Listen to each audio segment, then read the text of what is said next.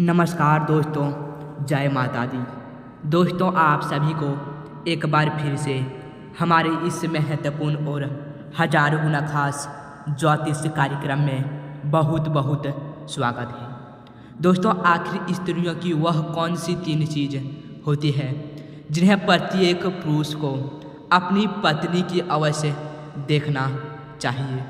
दोस्तों, अगर कोई भी पुरुष अपनी पत्नी की इन 3 चीज़ों को गलती से भी देख लेता है या छुपकर देख लेता है तो उस पुरुष के घर में कभी भी गरीबी नहीं आती है, जिसके कारण उसके घर में माता लक्ष्मी सदैव वापस रहता है और माता लक्ष्मी की कृपा दृष्टि उसके ऊपर सदैव बनी रहती है।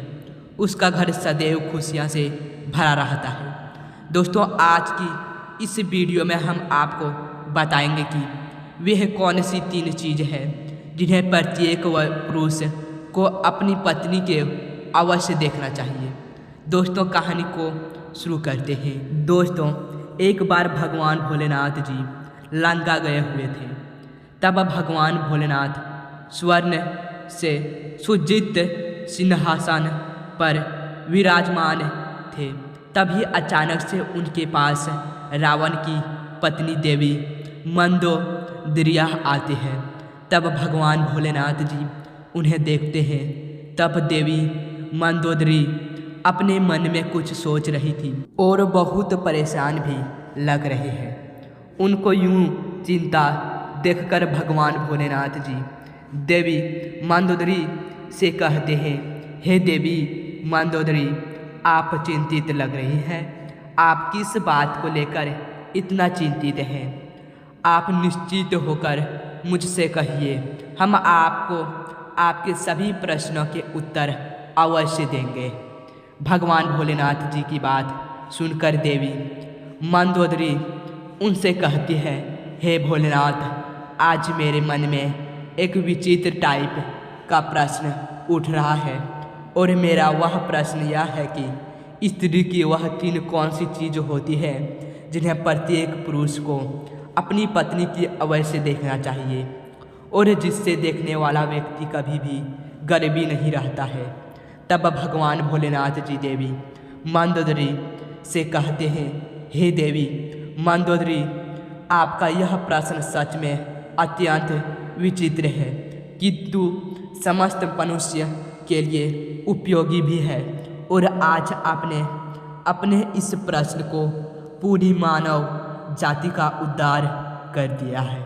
लेकिन मैं आपको आपके इस प्रश्न का उत्तर देने से पहले आपको मैं एक अत्यंत महत्वपूर्ण कथा सुनाना चाहता हूँ, जिसको आपको एक कदम शुरू से लेकर अंत तक पूरा सुनना होगा, क्योंकि आधा अधूरा ज्ञान हानिकारक होता है।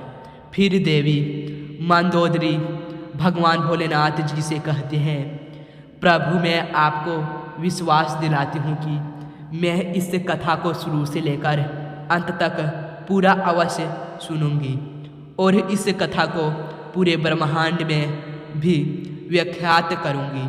दोस्तों, आपने अभी तक हमारे चैनल को सब्सक्राइब नहीं किया है तो चैनल को सब्सक्राइब करके कमेंट बॉक्स में जय माता दी भगवान भोलेनाथ के जो भी भक्ति इस कथा को पूरा सुनेंगे और कमेंट बॉक्स में हर हर महादेव और जय माता दी लिखना ना भूलें। दोस्तों, अब भगवान भोलेनाथ जी देवी मंदोदरी से कहते हैं, हे देवी मंदोदरी, किसी समय की बात है, किसी नगर में एक किसान रहता था। वह बहुत ही गरीब था। उसके घर में खाने पीने का कोई सामान तक नहीं था, यहाँ तक कि उसे पहनने के लिए कोई वस्त्र भी नहीं था।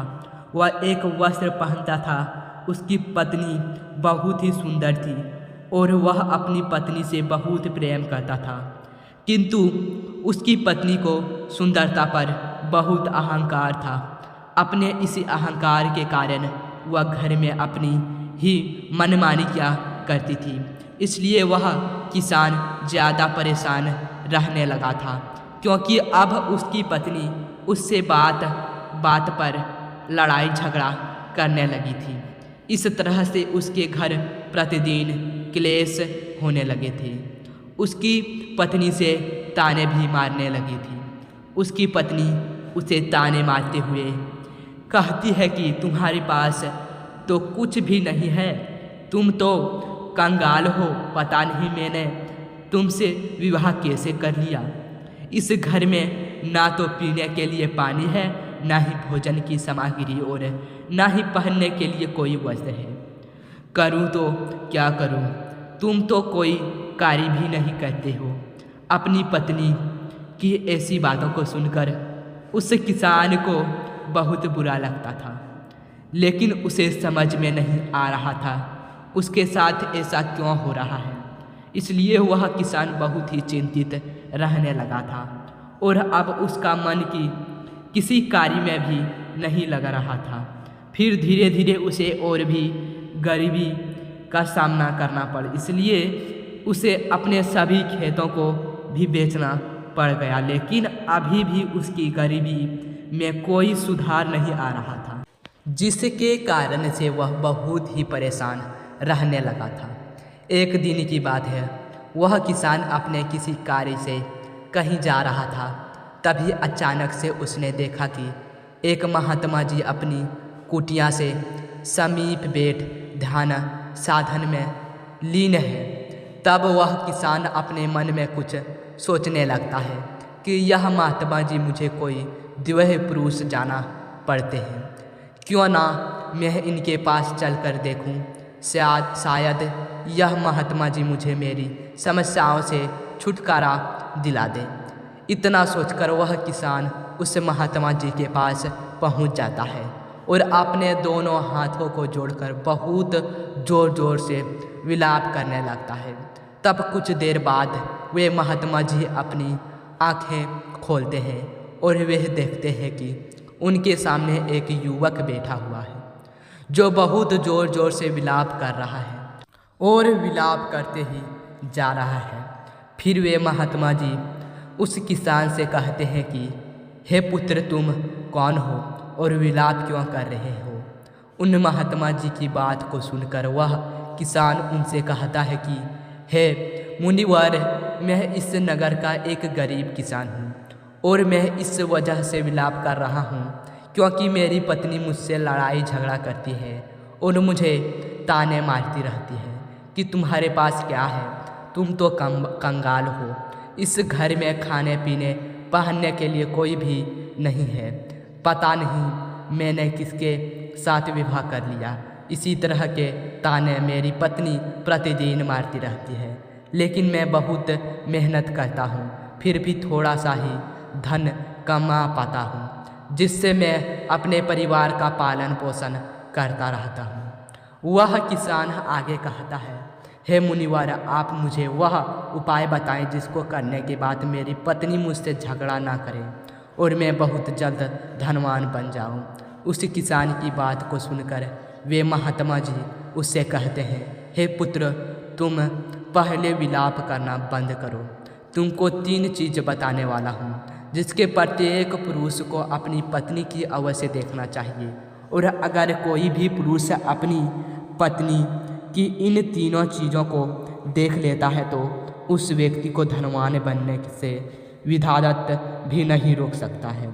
उन महात्मा जी की बात सुनकर वह किसान उनसे कहता है कि हे मुनिवर, आप देर न करते हुए उन 3 चीज़ों को बता दीजिए जिन्हें प्रत्येक पुरुष को अपनी पत्नी की देखनी चाहिए। मैं उन 3 चीज़ के बारे में बताने जा रहा हूँ, बहुत उत्सुक हो रहा हूँ।